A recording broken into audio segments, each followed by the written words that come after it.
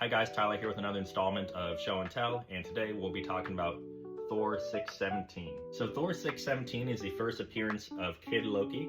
It's in pretty good shape. I haven't really messed with it too much. It's not the biggest key in the world by any means. It popped up in value a few years ago when Kid Loki appeared in the Loki TV show. But what makes this a important issue for me and worth showing you guys is this is the first comic book I ever bought, like ever. So to kind of talk about my comic book origin story, I've always liked Marvel and DC. I watched like TV shows and movies growing up. I always, enjoyed it, but I never really bought comics. And then I guess to date myself, the MCU started getting really big when I was in middle school into high school. Avengers came out in May 2012 when I was a freshman in high school. And I was like, wow, this is awesome. I'd love to learn more about these characters. And I had a really cool geography teacher named Mr. Morgan. And he's actually appeared on our podcast. We did an episode back in December talking about the history of comic books, which was a lot of fun. And I asked him, like, hey, how do I get into these things? What should I do?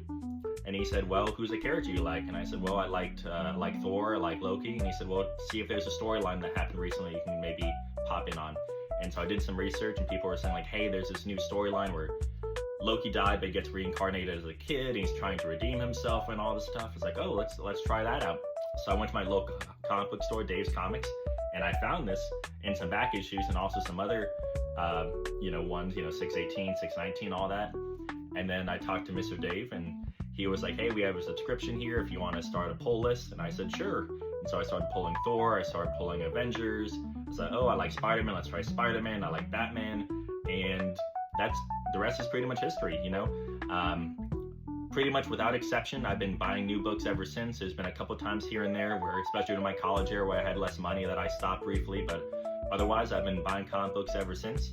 I even worked briefly at Nickel Spot Comics, which was the store that opened after Dave's store closed. So this is the one that got me into it. So this is a very special book to me, and ever since then I've spent probably too much money on comic books, but it's a passion, and I love doing it.